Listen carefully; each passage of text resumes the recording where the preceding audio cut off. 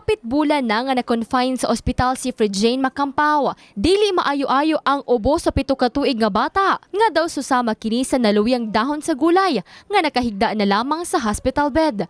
Matod sa amahan sa bata, posibleng ang adlaw-adlaw nga pagbaktas ni ini padulong sa eskwelahan ang hinungdan sa iyang ubo tungod kay kanunay basa ang likod ni ini. Hinungdan daw itong sa dok. Katong night uniform siya, nag-eskwela, ang bag sa likod, kay info, mabasa siya, katong nabasa, nauda siyang lawas, mauda ang init. Samtang nakasinati og loose bowel movement kun LBM ang 6 ka bulang anak ni Efren Casiple nga taga Barangay Fatima. Kuan siguro kung lang limpyo yung mga bibiron, ano ba? Hindi man na maiwasan sa mga bata.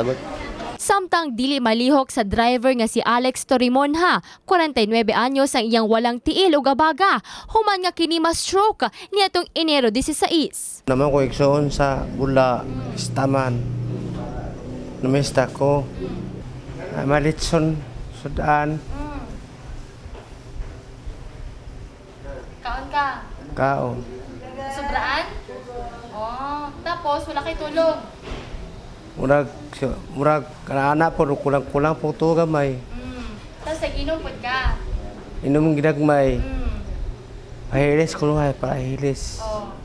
Pero Ito na stroke ko. matod ni Dr. Marinela Lima ang labaw sa Dr. George Piroyeca Hospital. Giusa-usa niini ang top 3 nga mga usong sakit nga makuha tungod sa tukmang kainit sa panahon. Puno ang pediatric ward sa mga kabataang dunay sakit. Nag-una niini ang LBM kun loose bowel movement. Makuha kini sa pag-inom og hugang tubig o kulang sa sanitation ilabi na sa mga bata nga wala gasuot og tsinelas samtang naglakaw-lakaw sa dalan. Ikaduha mao ang sakit nga ubo tungod sa hilabihan ang abog tungod sa kainit sa panahon. Apilan pa og kulang sa bentilasyon. Ikatulo ang dengue. Og misunod niini ang rabies, kundiin dili moubos sa usa ka gatos ang ilang pasyente matag adlaw nga nagapa-inject og anti-rabies vaccine. Pagdimpyo man na dapat, pagdimpyo sa imuhang kaugalingon, panimalay. Tapos ang tubig yun, ang source food ana, tubig. Hugaw na tubig ang ipainom sa bata. Dapat buan yun, pakuluan, ug ayo kung walay pangpalit og mineral water. Ang mga gamit pod, isa po na makatai-tai ka ng bitok. Walay tsinelas ang bata, nagadula sa yuta. Tapos hugasan yun ang kamot bago isulod sa baba, ubo, sa kainit siguro sa panahon. Nag-istoryan ako sa vet, city vet ana, about sa problema aning among bite center kay daghan yun kayo nagapa-injection sa amua. Ang problema unsa kay ang tambal. Tapos giingnan lagi nako unsaon man na nato nadaghan naman kay napaakan mga gala sa tawag stray dogs.